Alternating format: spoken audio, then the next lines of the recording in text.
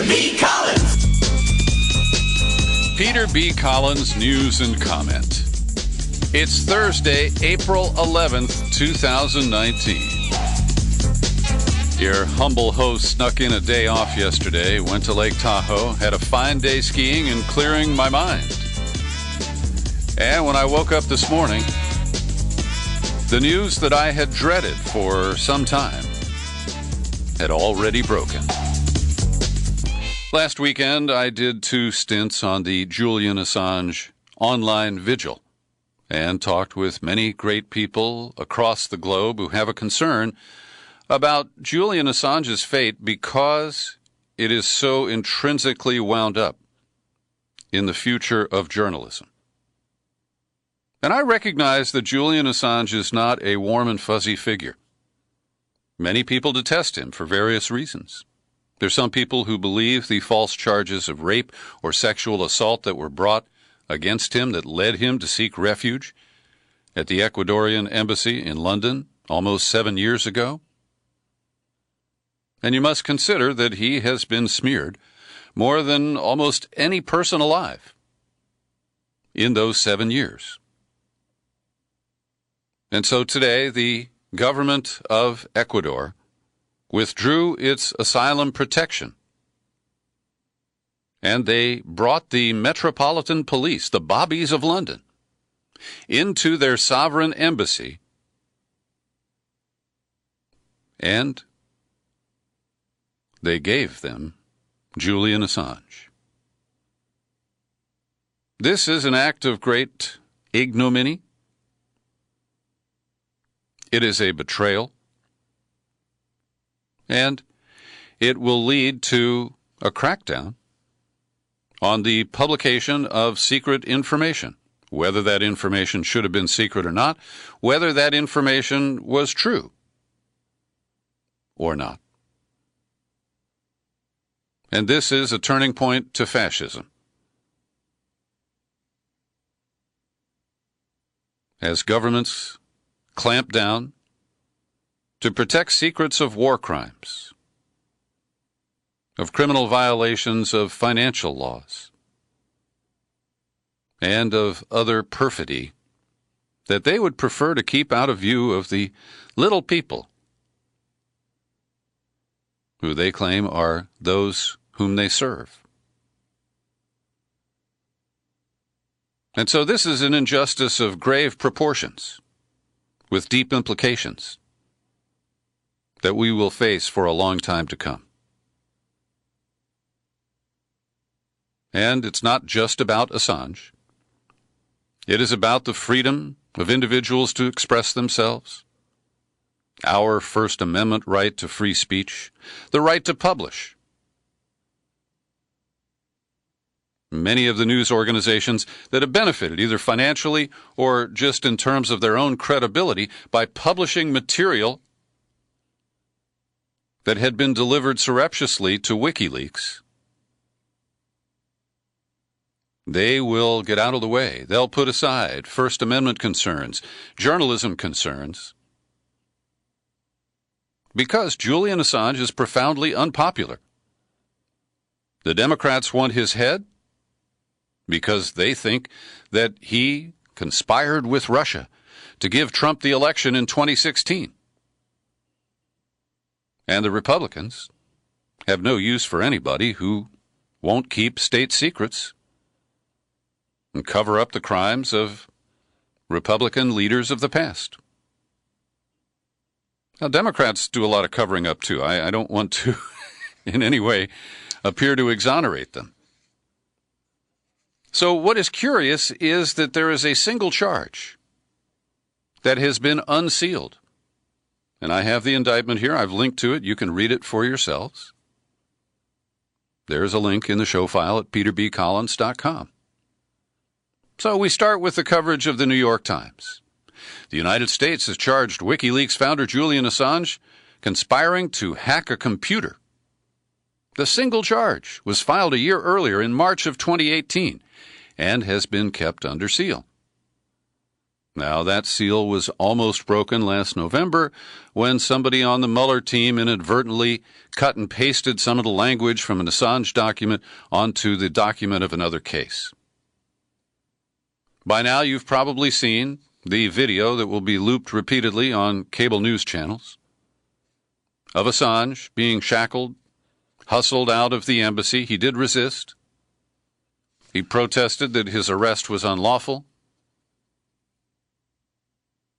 And at one point, the cops who came in were apparently trying to introduce themselves to Mr. Assange, and he just bolted right past them, tried to go into his private room there at the embassy, and that didn't last very long. Now, we'll get to the extradition issues in a bit. Julian Assange was delivered to a British court where he was pronounced guilty for failing to appear when he bailed out in Britain more than 7 years ago. It's the equivalent of a traffic ticket. But that was what was used by the British police to effect his arrest, and then he was charged with additional matters when he got to the police station, namely the extradition demand and the single charge of attempted hacking of a military computer network. So this is an ugly day. It's an ugly process. Our president, who has contempt for America's asylum laws and treaty obligations when it comes to those who seek protection at our southern border, well, he has no use for asylum. And he doesn't care about the legal issues that have protected Assange over the past few years. Now, as we've been covering here, there's a whole backstory in Ecuador about why Lenin Moreno is under pressure to deliver the head of Julian Assange on a platter to Donald Trump. He's coming to Washington later this month. He just negotiated a new bailout loan package with the International Monetary Fund. We'll get to those details in a moment. But the New York Times doesn't cover anything about the INA papers, about the scandal that Moreno is facing in his native country. And so they published the pretext that Moreno used today. WikiLeaks, the organization of Assange, threatened the government of Ecuador. My government has nothing to fear and doesn't act under threat. Well, his lawyers complained about the massive surveillance in every room, apparently except the bathroom, that Julian Assange had access to at that embassy.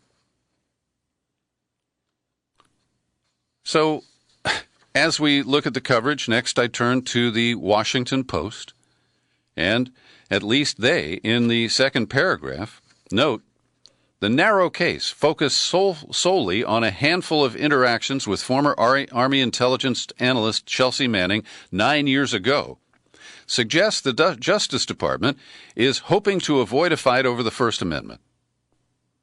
We're told that's why Obama and his Attorney General Eric Holder did not pursue charges against WikiLeaks and Assange during their administration. And Julian Assange, aware of the optics, was clutching a copy of Gore Vidal's History of the National Security State as he was hustled out of the embassy and when he appeared in court in London later this morning. And he is certainly sending a signal. He's shown in photographs flashing a peace sign with thumbs up, and it is apparent that he will fight this. And the next step is he will be sentenced for essentially jumping bail in Britain. He could spend up to a year in prison on that charge. The extradition process, I'm certain, will begin shortly, but it takes a while. And what is fascinating is that the laws require that the United States has to lay out all of the charges against Assange before he is extradited. They can't add charges once he comes to the United States. Now, that's practice, policy, protocol, law. We can't expect that Bill Barr and Donald Trump give a shit about that. And then there is the issue that Lenin Moreno says that he has an agreement with Britain that Assange will not be extradited to face the death penalty. Now, the language is he wouldn't be extradited anywhere to face the death penalty. There's one theory that he could be extradited to Sweden, which would get Britain off the hook and kind of confuse people about who did what to whom.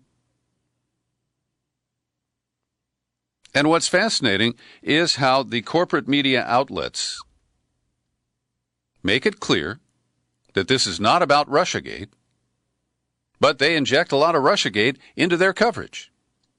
So now I'm looking at the Washington Post. They quote Barry Pollock, who is a very good attorney representing Assange. And he said, you know, what the charges boiled down to is encouraging a source to provide him information and taking efforts to protect the identity of that source. So they jump from a quote of Barry Pollock to this language. Ahead of the U.S. election in 2016, WikiLeaks released tens of thousands of emails that had been stolen from the DNC and Clinton's campaign manager, John Podesta. Then they quote the Robert Mueller indictment last July 13th of 12 Russian military intelligence officers. And they quote the charges and act as if those are convictions. Then they trot out Roger Stone, who's been indicted, and basically say that is the link to WikiLeaks. This is really shoddy journalism, and they do everything they can to pivot back and forth between this narrow charge of attempting to hack, and as we'll discover, it appears the hack attempt by Assange was not successful. And we're not even clear on whether Manning was successfully able to hack that one network. And so we have a situation here where Trump goes into Judas mode. He told reporters, I know nothing about WikiLeaks. But while he was on the campaign trail, in a single month, October of 2016, Trump mentioned WikiLeaks 141 times. And now he's got amnesia just like he does for Felix Sater and Michael Cohen. It's just so classic. So in terms of the extradition, it's going to be a very interesting and long and complicated effort. The advocates for Julian Assange, I believe, are going to focus initially on attempting to block Britain from extraditing him anywhere. And the silver lining is that Assange may get medical care. He may actually get a little daylight. They don't have much sunshine in Britain. But a guy who's been housebound for 7 years now may actually get a little relief while he is in the custody of the Brits. Now, as I look at the indictment, it runs 7 pages. It was drawn by a grand jury charging that Assange colluded with Bradley Chelsea Manning, that Assange, who didn't have a security clearance, was not authorized to receive classified information of the United States. The indictment alleges, while listing all of the information, 90,000 Afghan war-related activity reports, 400,000 Iraq activity reports, 800 Guantanamo Bay assessment briefs, and 250,000 pages of U.S. State Department cables. None of that is top secret. The assertion here is only violation of protocols related to secret documents, and that becomes critical in the charging and probable sentencing of Julian Assange. So they run through some details and basically say that in a certain period of time in 2010, that Manning and Assange were texting back and forth and that they conspired to basically hack into American computer networks run by the Defense Department. So this is not about journalism. At least that's what the corporate media wants you to believe. Oh, it's a hacking charge.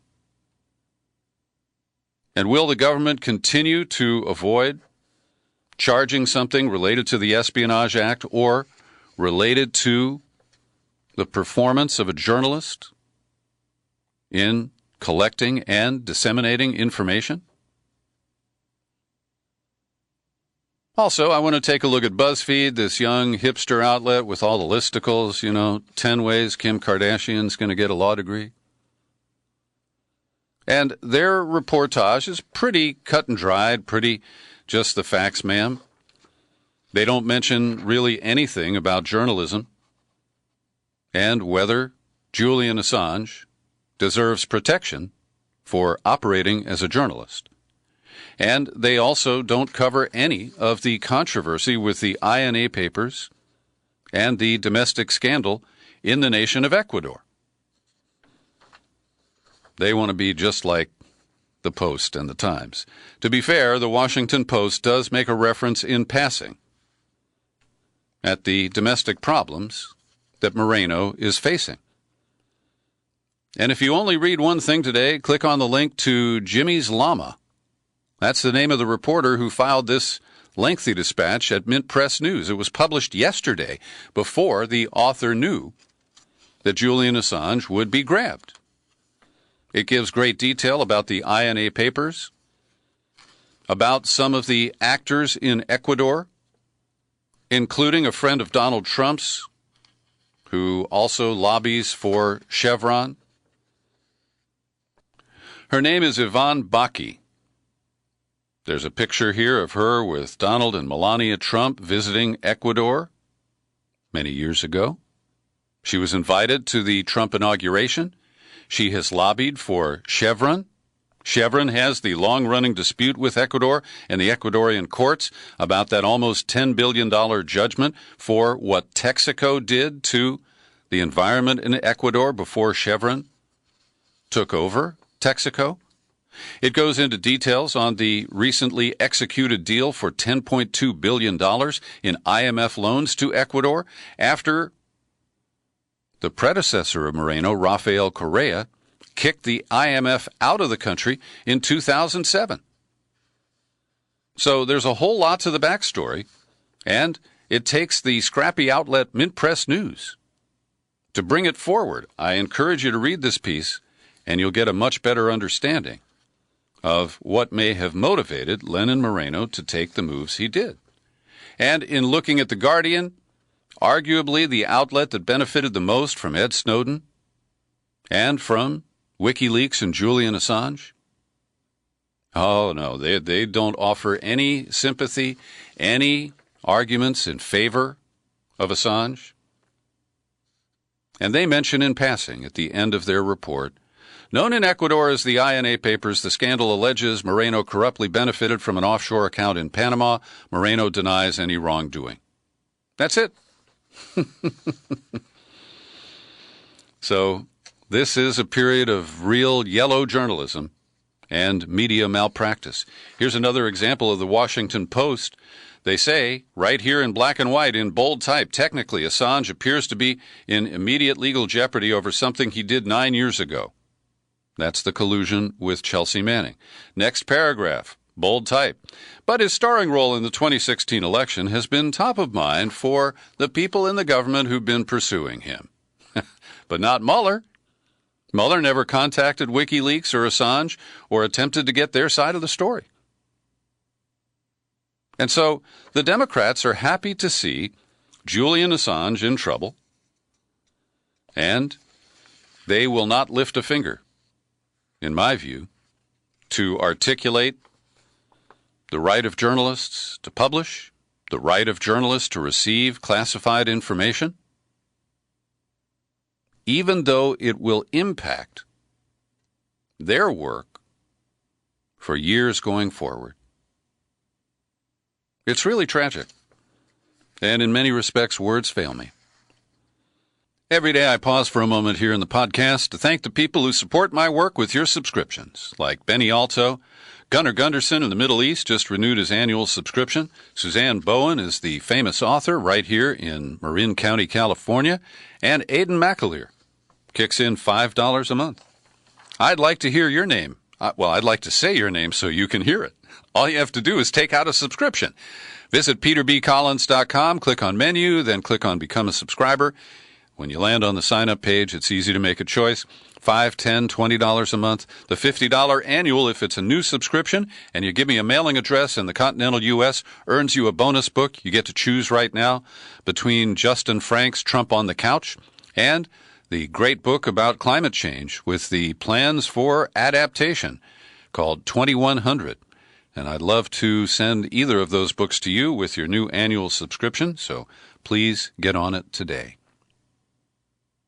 So when we dive into some of the details here and some of the reaction, for example, Amnesty International calls on the United Kingdom to refuse to extradite or send in any other manner Julian Assange to the USA, where there is a very real risk that he could face human rights violations, including detention conditions that would violate the absolute prohibition of torture and other ill treatment and an unfair trial, followed by possible execution.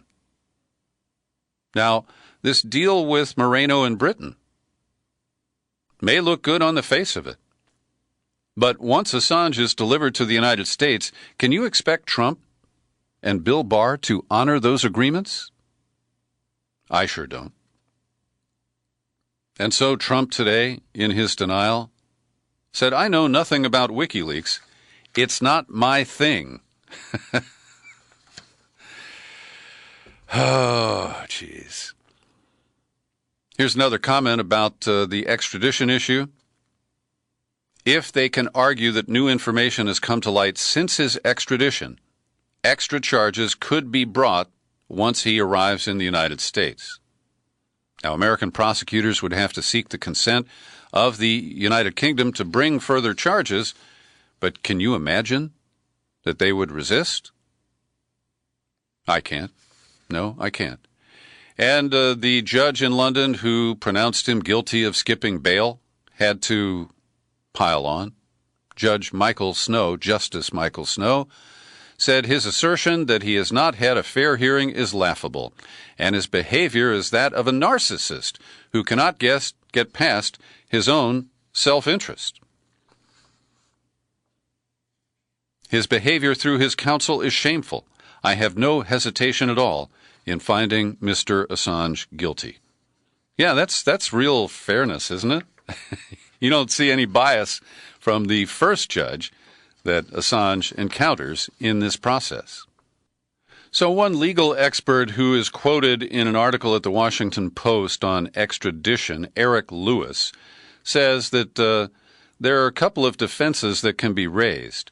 One is whether the U.S. government might at a later date charge Assange. That's what I brought up a moment ago.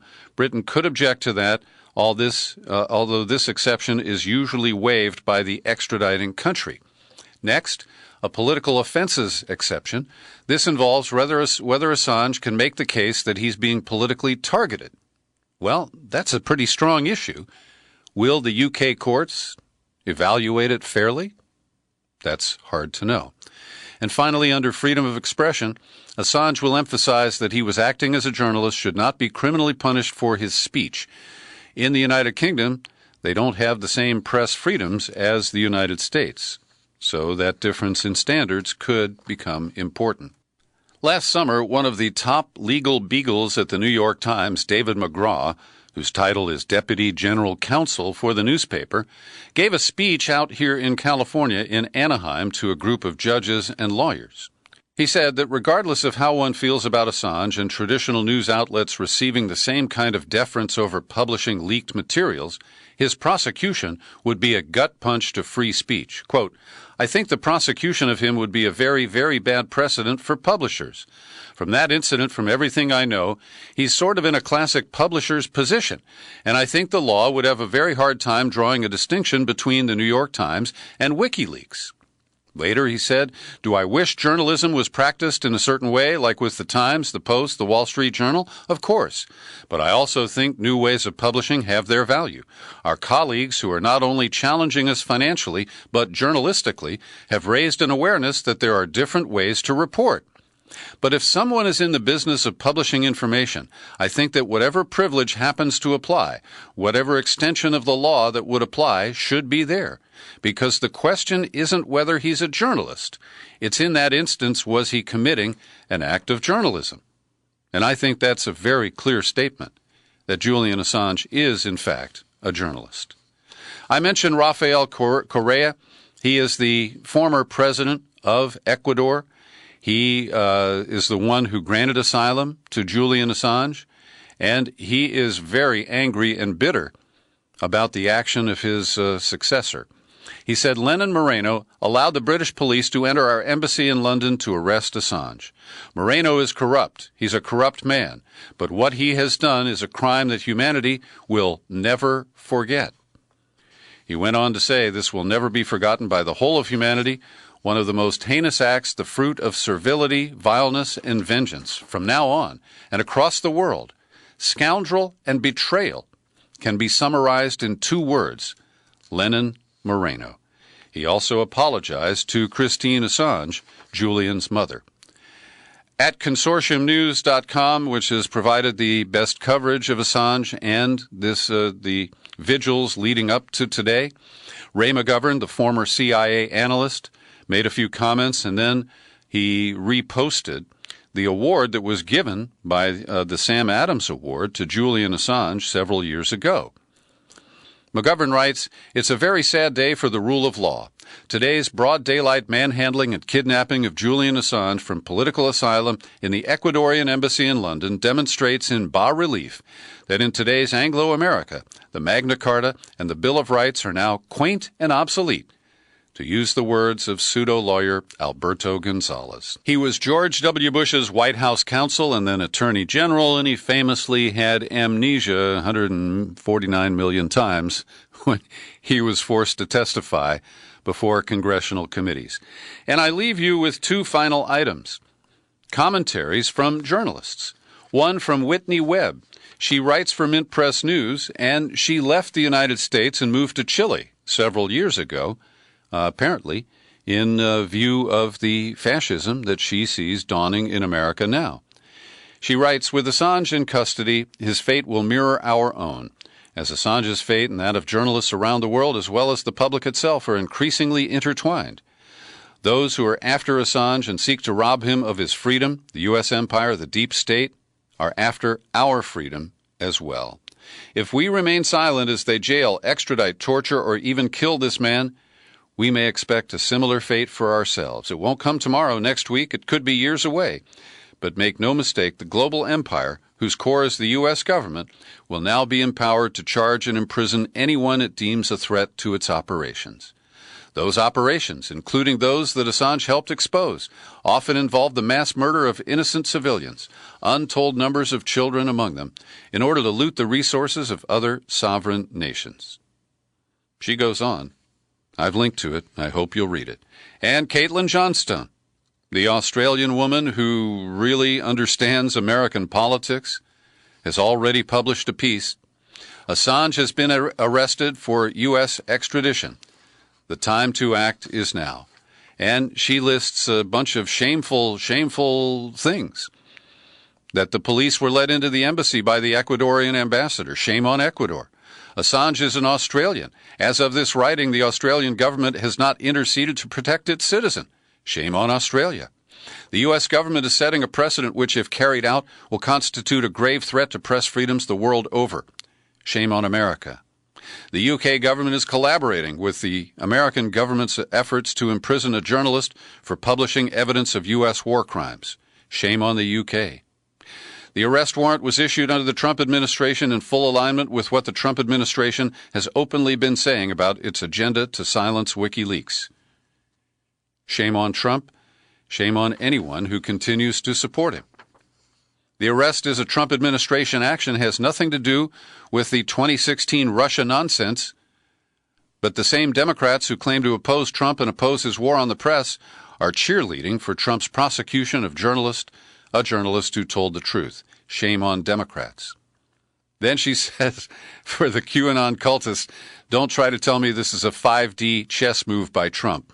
And what she's referring to is that Trump is allowing the arrest and extradition of the guy who many people say won the election for Trump. And let me read her final paragraph. If we can't stop the empire from imprisoning a journalist for publishing facts right in front of our eyes, we might as well roll over and tap out right now, because if we lose this one, it's never going to get any better from there. The oligarchs and the opaque government agencies which are allied with them will march us into extinction or Orwellian dystopia, and there will be no tool in our toolbox to stop them. We need to seriously dig deep on this one.